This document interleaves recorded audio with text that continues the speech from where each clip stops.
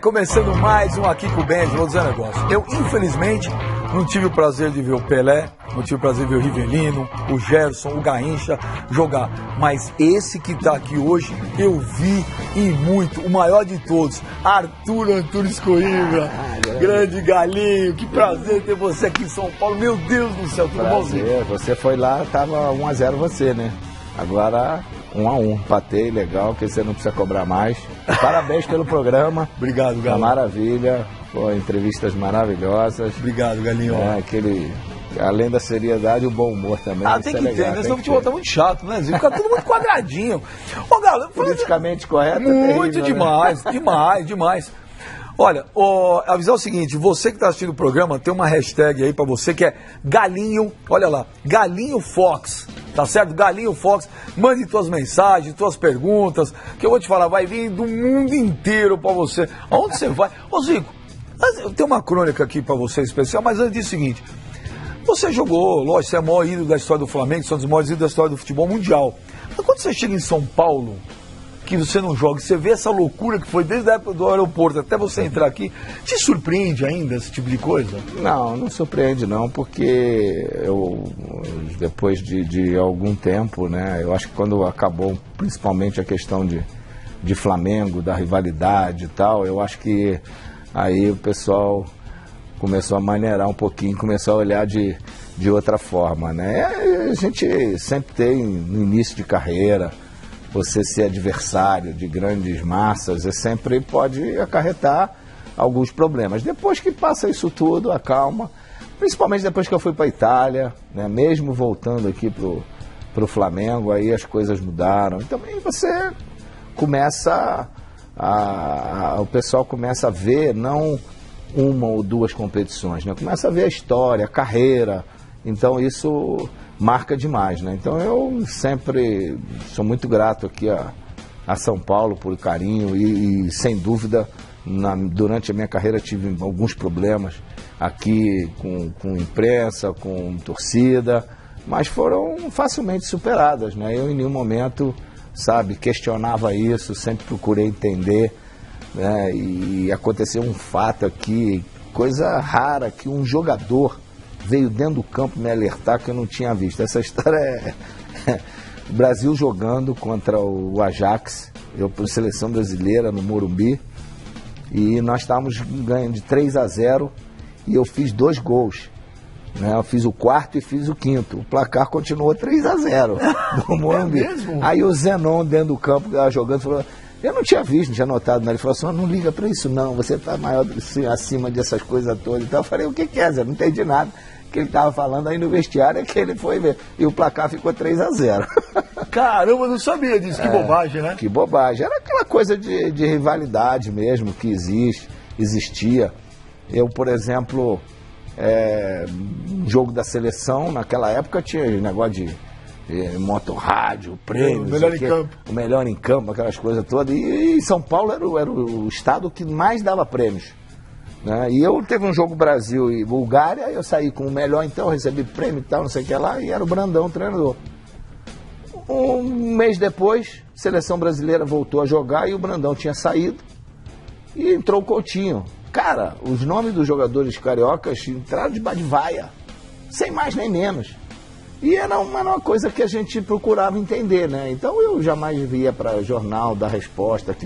Resposta é dentro do campo. Nossa, que bobagem. E isso existe em qualquer lugar. Pô, eu depois que vi a rivalidade do que é Fenerbahçe, Galatasaray, Olympiacos e o Panathinaikos, cara, isso tudo é café pequeno que acontece aqui no Brasil. Deus do céu, essa do placar eu não sabia. Ô Galo, então vamos começar aqui, tem uma crônica para você, torcedor do Flamengo, para você apaixonado por futebol, um pouquinho do grande Zico. Roda aí. É falta na entrada da área, adivinha quem vai bater? É o camisa 10 da Gávea. É o camisa 10 da Gávea. Camisa 10. Quem a veste é diferenciado, independentemente das cores. Se for um dos times de maior torcida do país, a responsabilidade aumenta. É preciso ter estrutura, equilíbrio e talento. Quem achava que aquele garoto franzino, pequeno, não aguentaria o tranco, enganou-se. Zico suportou a pressão, abraçou toda uma nação e foi eternamente gratificado por isso. Maior ídolo da história do Flamengo, craque dentro e fora de campo. Zico é Arthur, um cara simples de Quintino que virou rei.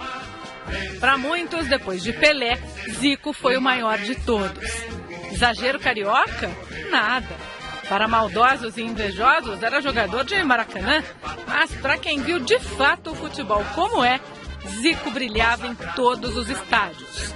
O Flamengo é antes e depois de Zico.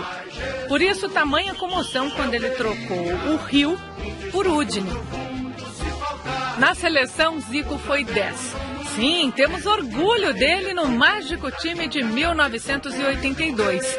E por sua coragem em 1986, depois de superar terríveis problemas e desconfianças antes de desembarcar no México. E como diria Calazans, se Zico não tem uma taça de Copa do Mundo, azar mesmo da Copa. O que importa é que nós temos Zico. E isso já é uma conquista imensa para o futebol brasileiro. Zico, que é do Ocidente e do Oriente. Plantou semente na terra do sol nascente. Mestre, craque, diferenciado em um país disciplinado. Prova de profissionalismo e de muita seriedade daquele que costumava brincar tanto com a bola que sempre o respeitou. O Brasil certamente tem orgulho de ter Zico como filho e fazer do menino Arthur um rei, independentemente do manto ser rubro-negro ou não. Um desgosto profundo se faltasse o Flamengo. Beleza, obrigado. Agora, você viu ali aquele negócio daquela camisa 9, né?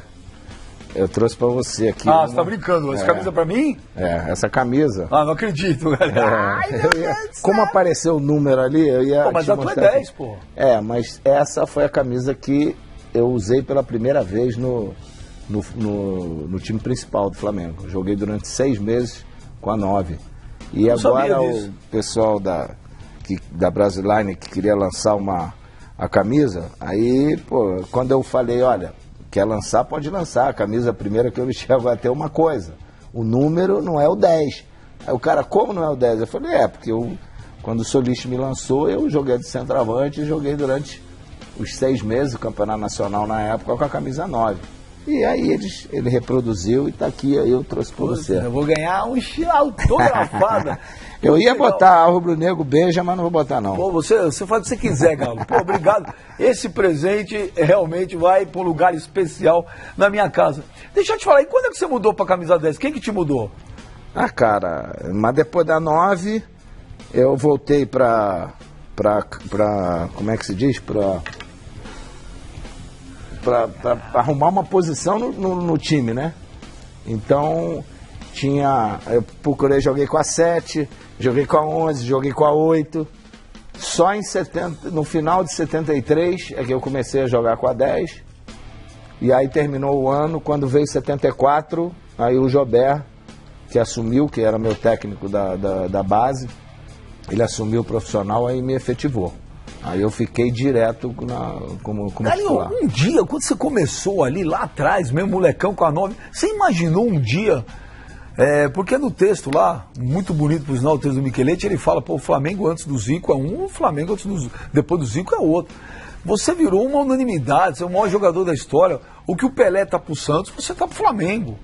Né? E você tem esse carisma, essa humildade, em todos os lugares do Brasil que você vai, essa loucura. Quantos garotos não tem que chamam Arthur? Verdade. Né? Até o presidente do Flamengo outro dia contou pra mim que ele pediu que um neto dele chame Arthur, porque o filho ele não conseguiu, porque tem gêmeos, né? É verdade. Então, como é que é isso? Você um dia imaginou chegar nesse patamar, Zico? Não, a gente na família não pensava nem em ser jogador de futebol, né? Porque meu pai nunca foi favorável a que os filhos fossem jogadores. O Antunes conseguiu dobrar, depois o Edu ficou mais fácil e eu o caminho já a porteira já estava aberta, né? Então, só deu naquela época, você imagina, 50 anos atrás, o que era o futebol, o que é hoje, como você entra para o futebol. Eu estava lá para... O único objetivo era... Se divertir? Me divertir, jogar no Flamengo, que era o time de coração, mas nunca com o pensamento de ir para ser profissional de futebol. Quando meus irmãos começaram a jogar no profissional do América, lá, Antunes, no Fluminense, aí que, quando eu comecei no Flamengo, eu já comecei, né, a pensar, também quero ser igual a eles. Mas o futebol não tinha a repercussão que tinha hoje, era um esporte apaixonante, né, e a gente, Antigamente o pai queria que o filho estudasse. Hoje é o contrário, o pai quer que o filho jogue bola, não largue a escola, né? Não é larga a escola, Pode mas falar.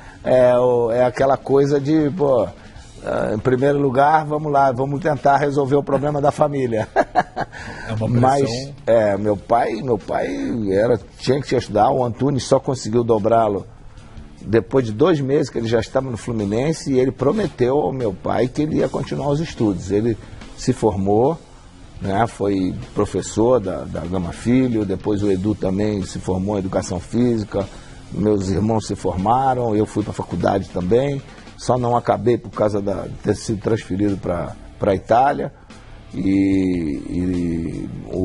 a minha irmã também professora, quer dizer, o velho, quando Deus chamou, ele foi feliz com a missão cumprida com os filhos todos, né, então isso foi muito bacana.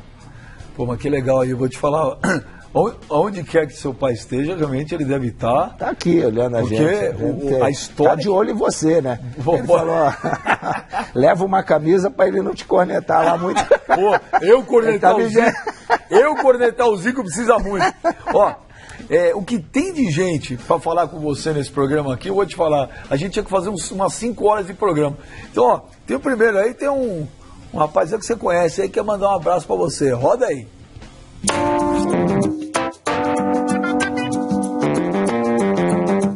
Oi Zico, saudações rubro-negras, bom saber que você está vindo aqui no programa do Benja para falar um pouco aí da sua história e da história do Flamengo, né? E as duas coisas não podem ser dissociadas. Grande abraço. Obrigado, presidente, e sucesso aí na administração, que passando aí por uns momentos turbulentos, mas eu acho que com sabedoria, inteligência e com calma vai superar isso tudo e continuar colocando o Flamengo aí no caminho. Não vamos discutir a grandeza do Flamengo em hipótese alguma, não é isso o caso. Mas o Flamengo vem sendo, é um dos clubes brasileiros que vem sendo administrado de forma, da pior forma possível há anos. Verdade. Eu me decepcionei muito com a Patrícia Amorim quando ela entrou, nadadora, atleta. Eu falei, é uma coisa que vai mudar a história. Eu torci muito, eu acreditei, eu fui lá para participar do projeto, no sentido de que, principalmente por ser uma atleta, ex-atleta do clube, conhece o clube, né? A gente sempre acredita e confia, né? E me decepcionei, mas eu acho que são momentos que a gente tem que superar, e eu acho que essa equipe que assumiu o Flamengo e que eu apoiei, acho que eles fizeram um trabalho, estão fazendo um trabalho excelente. Eu acho que tem que manter essa filosofia. Agora é um ano de eleição, procuraram, né, priorizar certos setores, né, organizar o clube, voltar a dar credibilidade ao clube.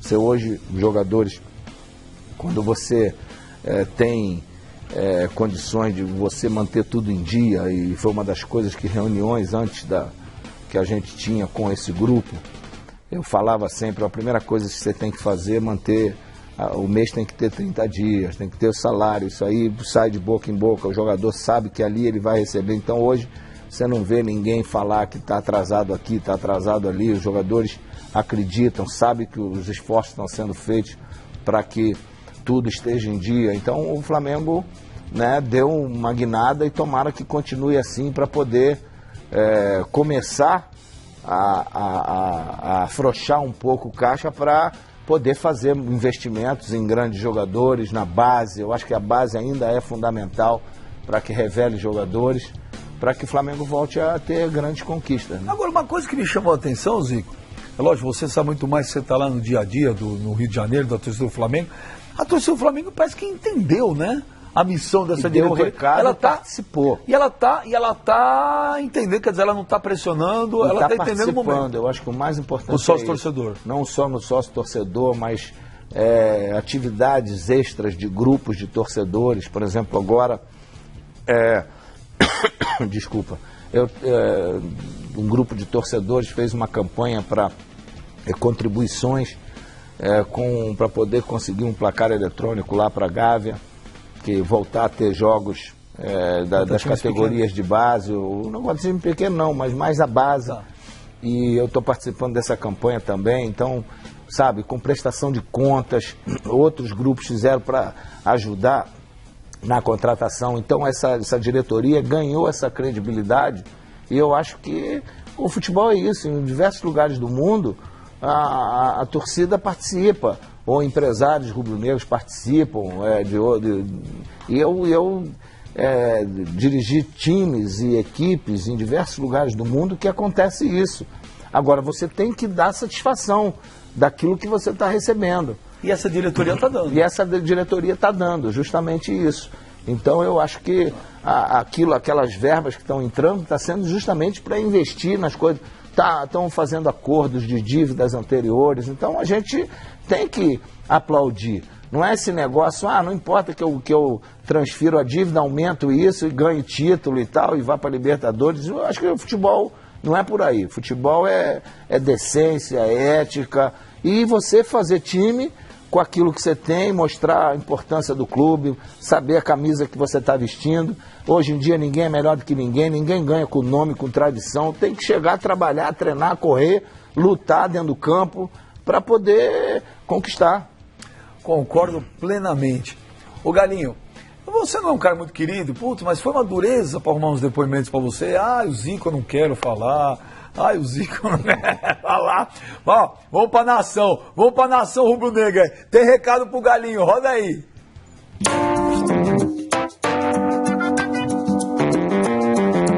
E aí, Benja, e aí, geral, povo da Fox Sports. Seguinte, hoje minha pergunta vai pro Galinho, pro nosso rei, pro rei da nação, o Galinho de Quintino, Zico. Seguinte, Zico, uma pergunta que não quer calar. Você não acha que é legal todos os investimentos para o futebol, os jogadores, nos Jogos Olímpicos, né, nos esportes olímpicos? Agora, me fala uma coisa, não seria legal também investir na sede, no clube do Flamengo, socialmente falando, para não só atrair torcedores para o time, mas sócios para o clube também? O que você acha disso? Uma vez Flamengo, sempre Flamengo, Flamengo sempre eu hei de ser. Vamos cuidar da sede, não é legal? O que tu acha disso? Grande Sandra de Sá. Aqui o nome, hein? Nome, já viu?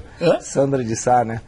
Aqui tá comigo há 40 anos, só tem o Coimbra depois, né? Só, né? E, lógico, eu concordo, além de ser minha amiga, sou seu fã. E eu concordo plenamente. Eu acho que o Flamengo não pode desassociar, né, o que o clube representa, os esportes olímpicos, né? E o Flamengo tem uma história, tem uma tradição. Eu acho que a sede tem que realmente ser movimentada. Eu acho que o Flamengo poderia usufruir mais disso, né? Hoje existe uma movimentação maior, mas o Flamengo tinha que ter um museu lá com uma sala caprichada de troféu. O Flamengo tinha que ter áreas de alimentação para o pessoal visita, podia tentar teatro, né? Ser uma coisa de rotatividade para que o sócio pudesse ter a felicidade de encontrar um clube legal. Eu sou do tempo de fazer treinamento dentro da própria piscina, na natação, na recuperação de contusão, onde o clube tinha uma quantidade de associados, quadra de tênis maravilhosa, ginásio maravilhoso. Então você tinha todas as modalidades, o clube funcionava. Eu acho que o Flamengo, lógico, priorizou algumas coisas, mas os últimos anos, o Flamengo como sede, tem inteira razão a Sandra, eu acho que foi deixado um pouco de lado, foi abandonado, e numa região, numa área maravilhosa, sabe, que pelo amor de Deus, né? É um desperdício muito grande você ter um nome como Flamengo e não utilizar aquela área ali, né, para o torcedor, para o sócio, né, e para o público em geral, né? Agora um papo só um pouquinho rápido de arquibancada, porque a Sandra Sá cantou o hino do Flamengo, né? Quando você entrava no Maracanã, que naquela época era para 150, 160, 140 mil pessoas e tal, qual musiquinha que você mais gostava? É o hino do Flamengo quando você cantava? É aquela lá... meu Mengão. Esse aí. E tem essa também que é bonita, que não é da tua época, mas de agora, né? Tu és time de tradição. Tem a poeira. Tem a poeira da Ivete, tem aquela Dali Leô, que quando foi você tava subindo uma ali, parte do samba enredo, subindo a escada ali. Eu fui no Rio pra te ver, lembra que eu tava lá? Subindo a escada do Maracanã lotado. O Flamengo também tinha quando cantava o samba enredo, era terrível, né? Aí aquela massa vinha do samba da ilha. Qual também. Do samba acho que era da Bumbum Bati com Bum. Tá? Bumbum Bati com Bum.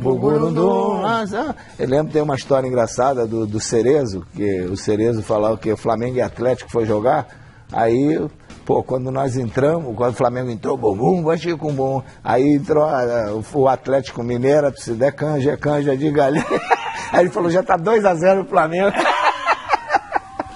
Não era fácil, né?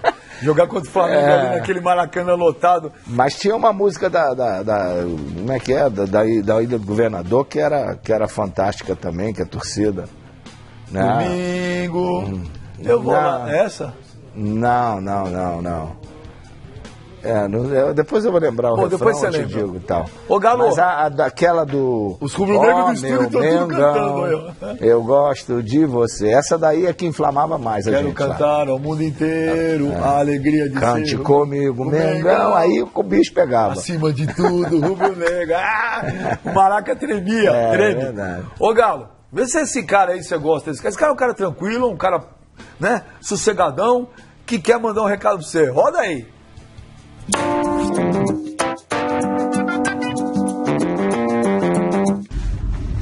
Saudade do Galo, hein? O Zico, que foi um dos maiores jogadores de futebol de todos os tempos, né? O meu amigo Sócrates, amigo dele também, dizia que o Zico jogava muito mais bola do que ele.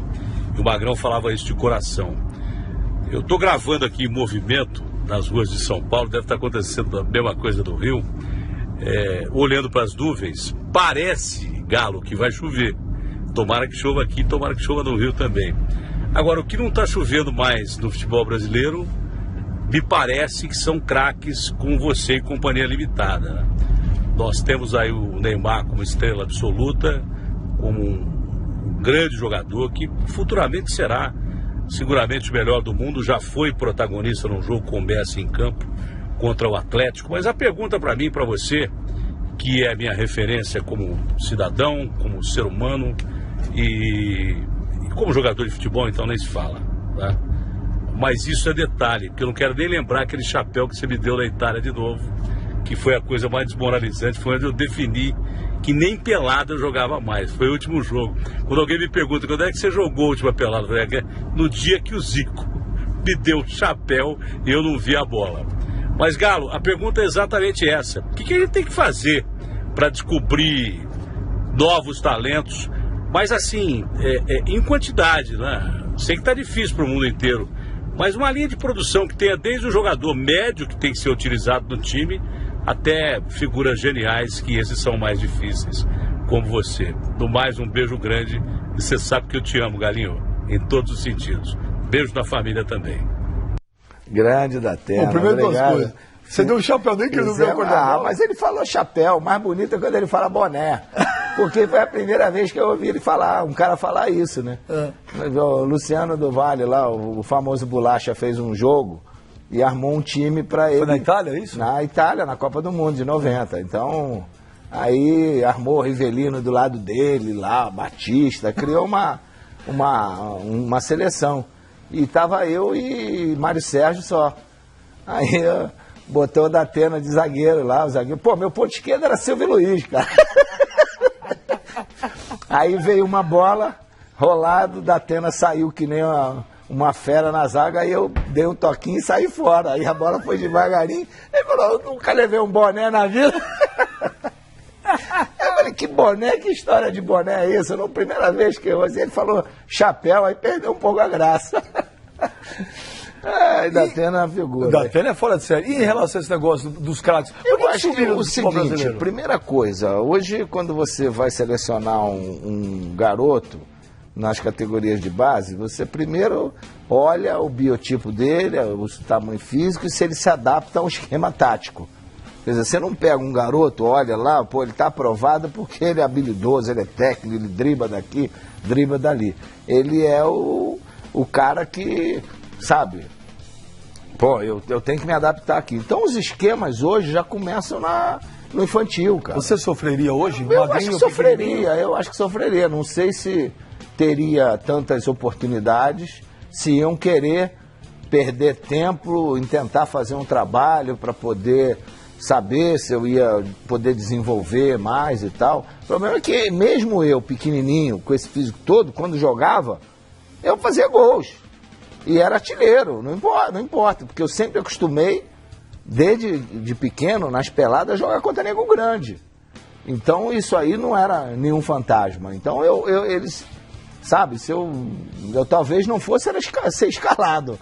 É bem provável que isso não iria acontecer. Mas eu acho isso, eu não vejo hoje seleção de moleques nas categorias pela molecagem. Hoje os garotos estão vindo todos do futsal. Você vê os últimos jogadores que a gente teve, a maioria veio do futsal.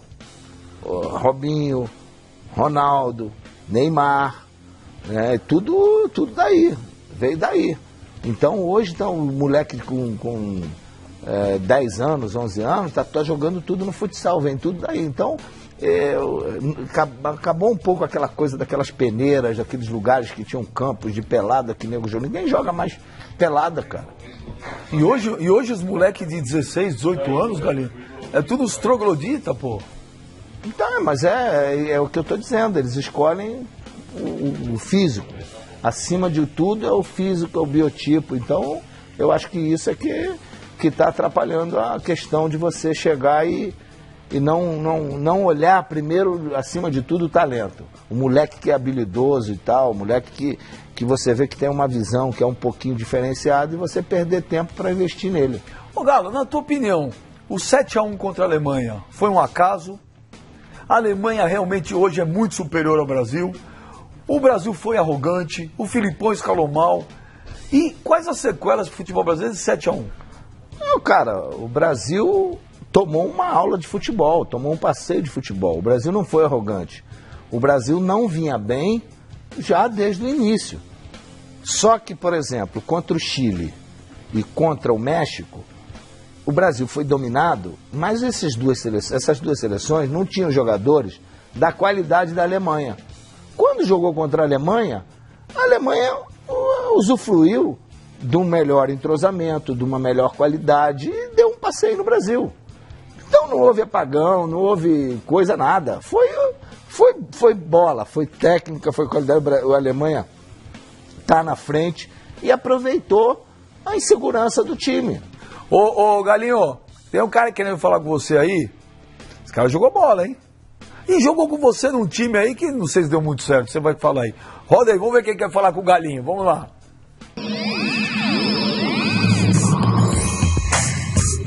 Em 1980, no estádio ali da Gávea, termina o treinamento do Flamengo.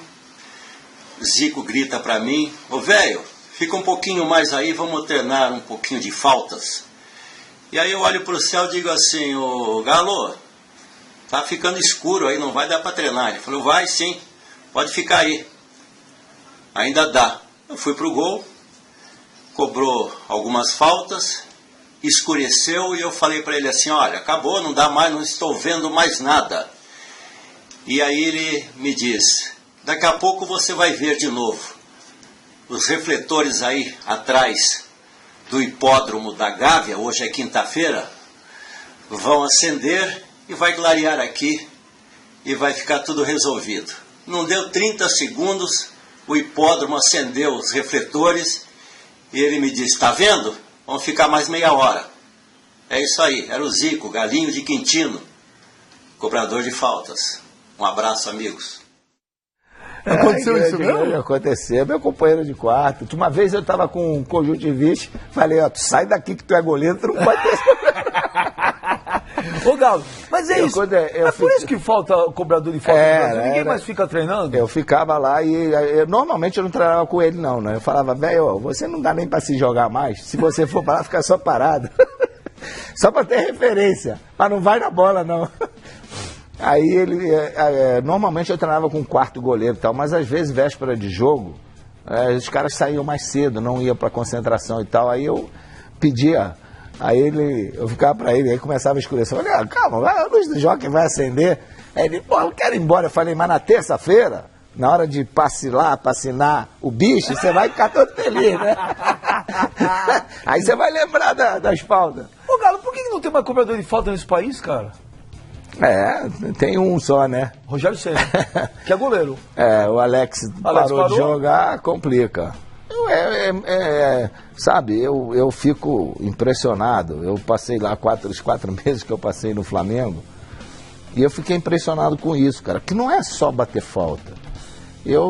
A falta, o treinamento de falta ficou muito marcado na minha carreira, mas eu não ficava treinando depois da hora só treinando falta. Eu treinava lançamento, eu treinava finalização, o Júnior ia para um lado, o Toninho do outro, o Leandro cruzar para mim finalizar. Então, cada dia tinha uma coisa. Acabava o treino, aí, Carpegiani, acabou, Coutinho, acabou, nós íamos para lá. E sabe, isso daí não cansava em nada. E hoje, eu não vejo mais isso.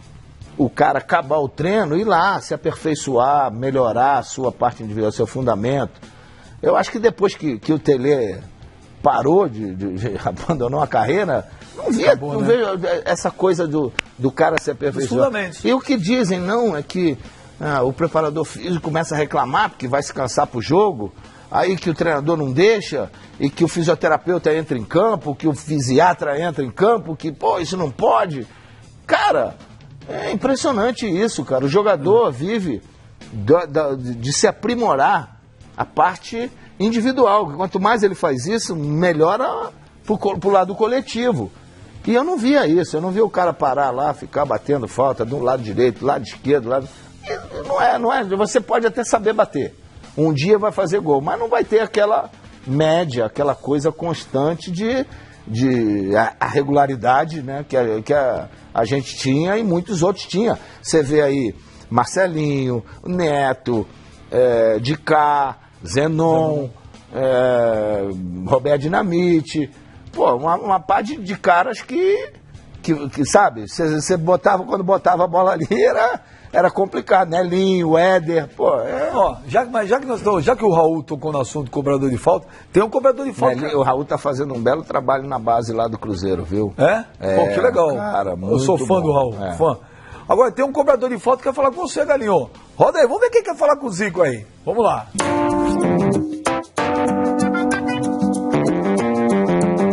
Olá, Benja, Zico, prazer estar participando de um programa especial a você, mais do que merecedor disso.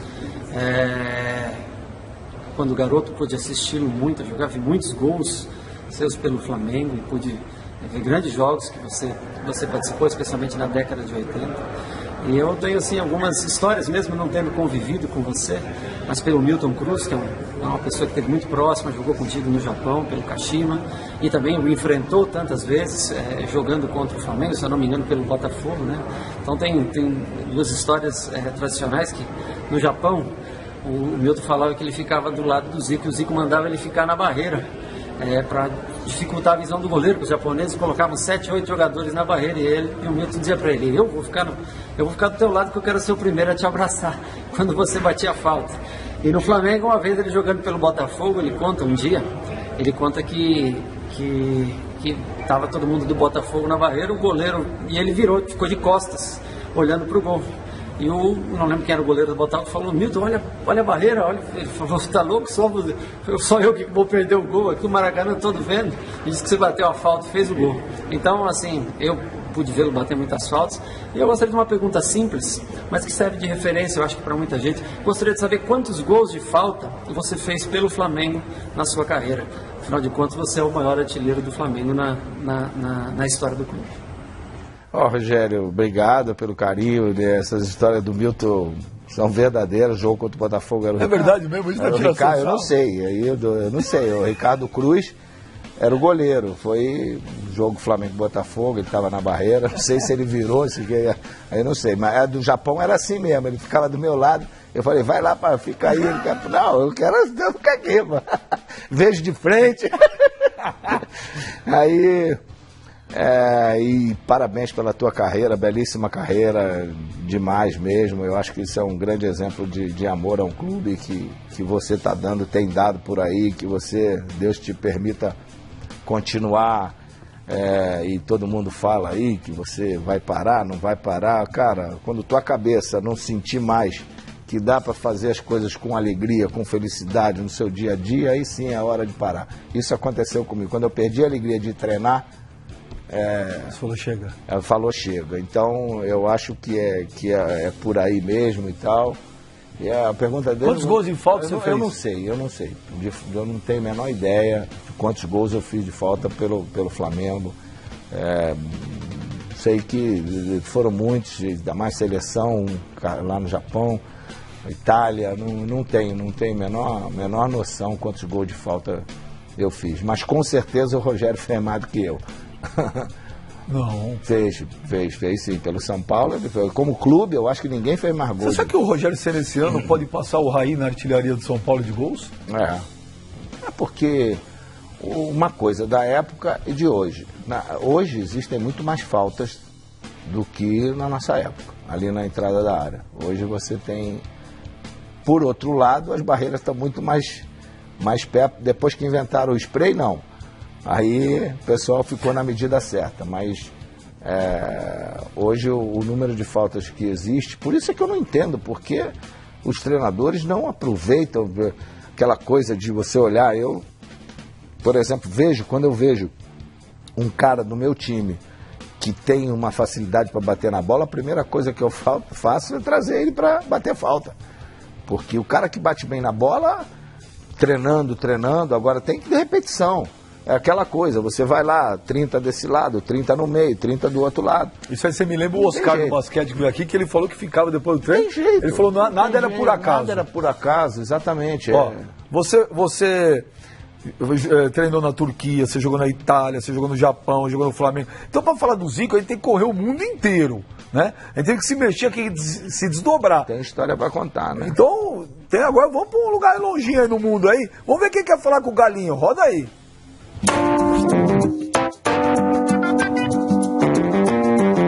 Fala, galera, beleza? Bom, tô aqui para falar só um pouquinho do Zico, né? Eu conheci o Zico quando estava na base do Flamengo, já era um ídolo para mim, mas eu conheci o Zico família, algumas vezes fui na casa dele, fui na sua casa, né, Zico? Através do Thiago, seu filho, a jogar uma peladinha, né? E pude conhecer um pouco mais o Zico família. Você é um exemplo, você não é só um exemplo de profissional, o atleta que foi e o treinador que é hoje. Você é um exemplo também de pai, de família, de ser humano. Você é um espelho para muita gente, inclusive para mim. E eu agradeço muito a Deus por ter conhecido o grande ídolo e o grande homem que você é. Um grande abraço, fica com Deus. Beleza, obrigado, Felipe, companheiro lá do... Dormia na tua casa, algumas vezes lá com o Thiago e tal, molecada lá que jogava junto e tal, e depois tivemos até um contato maior quando eu fiz a clínica de futebol lá nos Estados Unidos, lá dentro da Disney, e o filho dele fez lá com a gente, ele ia todos os dias dar apoio lá e tal. Então, tem uma casa lá em Orlando, e tá lá sofrendo com esse frio, com essa rivalidade. Mas lá de Fenerbahçe eu vou te falar como ele te adora. Eu liguei pra ele, falei: Felipe, vou entrevistar o Zico, queria que você fizesse o depoimento, na hora. Claro. Não tenha dúvida. Tipo, 2 horas depois, tava o vídeo, ele falou, pô, sou fãzaço do Zico. É, gente muito boa, gente muito legal. Sempre torci muito para ele, porque às vezes dentro do campo se transforma um pouco, mas fora do campo é um cara espetacular e sabe, uma pena que às vezes alguns lances marcam muito pela própria situação do futebol, né? Então, um cara que fez uma temporada maravilhosa lá na Juventus da Itália, de repente veio para a seleção, aí a Copa do Mundo, um erro, acabou marcando muito a carreira dele, e lógico que ele é um jogador que tem brios, tem uma luta incessante, é um cara que quer ganhar, tem esse espírito. É normal que às vezes se exceda um pouquinho, mas isso é tudo questão também de comando, de orientação, para que o cara possa realmente mostrar o seu valor, né? Eu acho que ele poderia jogar muito mais na parte técnica do que aparecer mais naquela parte física, negócio de combate e tal. Principalmente que eu vi ele jogando na base, no início. E é Flamengo doente. E é Flamengo. É Flamengo, é rubro-negro doente. Bom, fomos para a Turquia, já pegamos o Raul Plasma. Não vai ter uma história do Japão, né? Ou não? Pode ser, do Japão, do Uzbequistão. Uzbequistão não tem. Da Índia não tem, não? Ainda não. Só ano que vem, né? Ainda não. Pô, queria até agradecer que ano que vem eu vou ficar 15 dias com você, que você me convidou, obrigado. Então, ó, vamos agora contar uma história da época do Japão. Vamos ver quem quer falar com o Galinho aí, roda aí.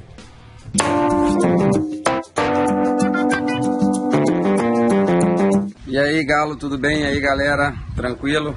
Pois é, Zico, eles toda vez pedem para mim falar de você, para dar um depoimento.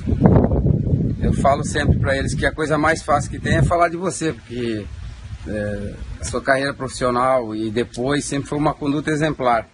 Aí pediram para eu contar uma história, daí eu tenho aquela do jogo Kashima e Marinos, foi no campo do Kashima, a gente estava perdendo de 2-0 e o Ramon Dias, o argentino, estava sacaneando a gente, que o nosso time era ruim. Aí você lembra que você falou, vamos virar esse jogo? Aí conseguimos um empate, 2-2, até eu fiz os 2 primeiros gols no empate.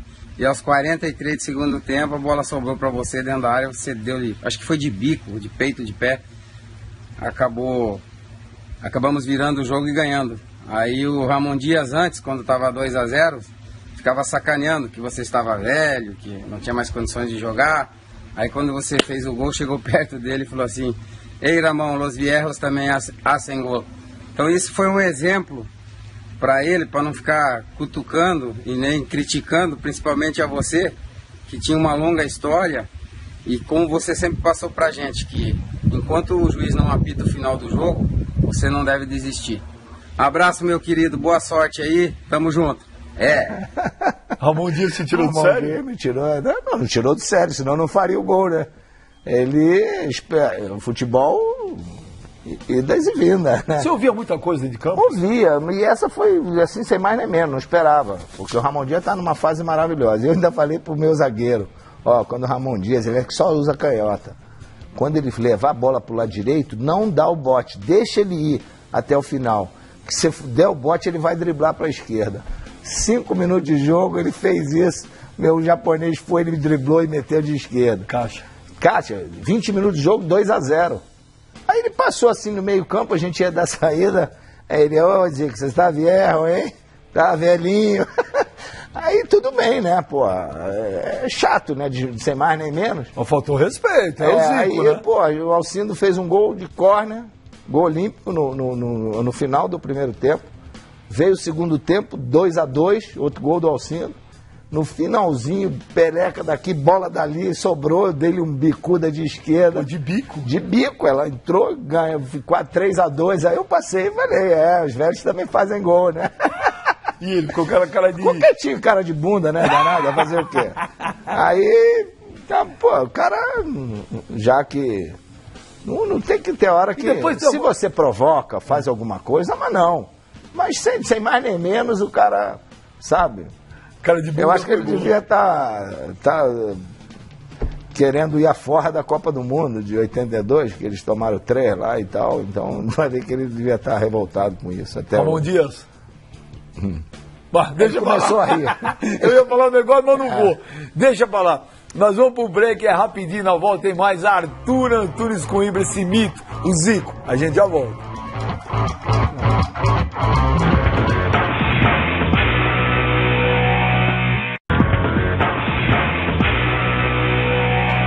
É isso aí, estamos de volta aqui com o Benja, recebendo os maiores nomes da história do futebol mundial, grande Arthur Antunes Coimbra. Ô Zico, um dos jogos mais tensos, mais difíceis da sua vida, é Flamengo e Cobreloa, aquela final da Libertadores ou não? Tenso. Foi... Lá, né? O de lá, né? O de lá, pela forma... Um jogo também passou assim desapercebido, foi um jogo contra o time Wilstermann, lá. Jorge Wilstermann. Na semifinal. Porque a gente, quando chegou no estádio, parecia que a gente estava dentro de um quartel. Só tinha gente de roupa de soldado. Porra, só tem soldado, não tem torcedor aqui, então parecia que... Era uma guerra. Era uma guerra, exatamente. Uma pressão danada, então aquilo ali foi... O Cobreloa, lá no Chile, foi a mesma coisa. Criaram uma praça de guerra como se fosse o Chile contra o Flamengo, e não o Flamengo contra o Cobreloa, sabe? Policiais em volta com o cachorro invadiu, que mordeu o Júnior, os caras deram soco no dia seguinte ao jogo, parecia que a gente tinha vindo de um campo de batalha, cara, e todo mundo revoltado, né? Gente falando um monte de besteira, aquilo, não, tem que revidar, tem que fazer isso, tem que dar... A sorte que Deus me iluminou ali como capitão, e lá mesmo nós fizemos uma reunião, chamei todo mundo, jogadores e Carpegiani, porque o Carpegiani também era um dos mais revoltados, e a gente, só nós, os jogadores com ele, olha, a gente não pode entrar nesse jogo. Que é o que eles querem. O que eles querem é isso. Nós chegamos até aqui por causa do futebol. Porque a gente jogou futebol. Ninguém queria que acontecesse isso. Está todo mundo aí quebrado, um pondo aqui, outros não iam jogar e tal. Agora, a gente tem que jogar futebol.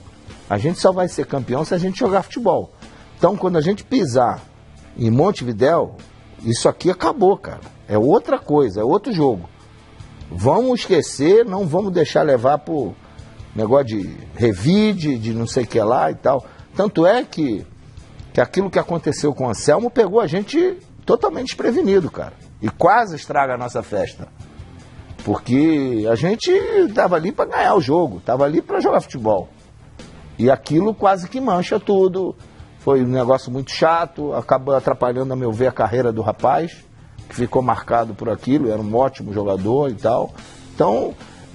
Relembra para os mais novos o que aconteceu com o Anselmo. Não, o Anselmo entrou e o cara estava dentro do campo. Eu acho que alguém deve ter falado para ele, aquele cara lá que jogava com pedra na mão, que arrebentou o Adílio, arrebentou o Lico e tal. E jogava mesmo, né? E jogava, ele tinha uma pedra na mão, tá? E aí quando alguém vinha falar alguma coisa, ele jogava e deixava num lugar lá separado e ficava com ela. Então ele ficava com ela, mão fechada, e dava aqui, e abriu aqui o supercílio de 2. E o Lico não jogou por causa disso, e o Adílio jogou com corte. Então, falaram pro Anselmo, olha, e não precisava nem falar, cara, sabe, de dizer que alguém mandou bater e tal, porque aquilo ali era uma coisa simples, o cara vai te dar uma, tu revidar, acabou, a fim de par, por quê? O cara cuspiu na minha cara, acabou. Isso acontecia, eles faziam isso mesmo, tá? E aí foi o que aconteceu. Ele entrou, faltando 2 ou 3 minutos, ele entrou, o Anselmo parou na frente do cara, e o fotógrafo, acho que foi um do fotógrafo de um jornal lá do Rio, é que parece que fotografou e viu, ele deu um tapa e nocauteou o cara. E aí todo mundo viu aquela confusão, e o Anselmo correndo, e ninguém sabia por que ele tinha correndo, estava correndo, e foi uma confusão danada, brigar, ainda bem que se ajeitou tudo, mas foi, a meu ver, desnecessário. Aquilo Para nós, a maior vitória foi dar um chocolate neles, meter 2-0 e ser campeão, pô. O que você acha que mudou? Mudou muito a Libertadores daquela época para agora? Tá mais fácil hoje de jogar? Não é que esteja mais fácil, os campos são melhores, você tem muito mais segurança, você tem muito mais visibilidade. A televisão ajuda. Televisão ajuda, pô, tem de tudo que é lado, ninguém pode fazer muita besteira. Pô, nós naquele ano, nosso ônibus foi depedrado no Paraguai, antes do jogo, né? Era um problemaço. Era uma guerra, sabe? Você não tinha apoio de nada, não tinha apoio de sempre. Quem ia com a gente era o presidente, o Otávio Pinto Guimarães, que às vezes ele ia e representava a Federação do Rio. Mas o CBF, não lembro de alguém que representava lá e tal. Então o bicho pegava. Essa coisa que eu te falei, da gente chegar num estádio e parece que está dentro do quartel, a outra está lá, aquela coisa lá do Chile e tal, esse juiz metendo a mão, a gente sabia que era descarado, né? O Dom Raton Barreto, a gente não ia ganhar, mas pelo menos não vamos perder, e tomamos um gol e acabamos tendo que jogar o terceiro jogo. Então era complicado, cara, todo mundo falando a língua espanhola ali e tal, né? O castelhano, só a gente falando português. Então isso tudo era complicado na Libertadores, né? Vamos sair um pouco desse clima tenso? Porque assim, tem muita gente querendo falar com o Zico. Mas essa galera que vai falar com você aí, não sei qual vai ser a tua reação. Agora, posso mandar pro ar? Pode. Porque você não pipocou quando cobrelou, você não vai pipocar aqui, né? Claro que não, lógico. Então vamos ver o que ele quer falar com o nosso querido Zico. Roda aí. Vô, eu vou ser o número 10 do Flamengo. Quando você viaja, eu fico com saudade. Beijo, tchau. Vovô, como é que eu vou jogar bola e vou comprar um avião? Beijo, tchau. Te amo. Te amo, vovô, beijo. Beijo, vovô. Vovô, eu quero jogar igual você, na seleção e no Flamengo. Beijo, te amo. Covardia, né? A gente hoje, quando fala de família, não tem jeito, cara. Muita emoção, e a gente vive primeiro para os filhos e agora para os netos. Então eu estou aproveitando muita coisa com eles que eu gostaria de ter aproveitado com meus filhos, né? Porque era final de semana, então eu, sábado e domingo, não marco mais nada, fico em casa com eles, normalmente 2 em 2, onde 2 vão sábado, 2 no domingo. Tem um que o Arthur não está aí, você não deve ter conseguido, porque ele está lá nos Estados Unidos. Eu fiz o que eu pude. O do Júnior, né, que é o Arthur, e é lógico que é muito bacana. O Júnior, meu filho, uma vez disse, poxa, eu queria ter sido neto e não filho. É diferente, é uma coisa fantástica, uma coisa maravilhosa, sabe? É um sentimento totalmente diferente. E para mim, eu não vejo essa coisa de que muita gente fala, o filho você educa, o pai, o neto você deseduca. Não é por aí, não. Isso é uma avózão, né? Eu sou uma avózão, eu fico com eles o tempo todo.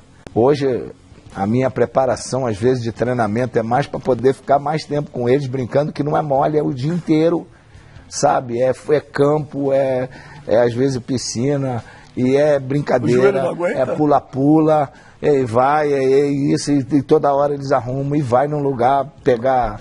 O mais velho adora coisa de futebol, quer camisa, onde que eu vou, eu pego camisa de futebol para ele. A gente vê que eles são muito apegados a você, e eles falam que vão jogar bola, você é do Flamengo. Você incentivaria? Eu incentivaria, claro. Meus filhos não.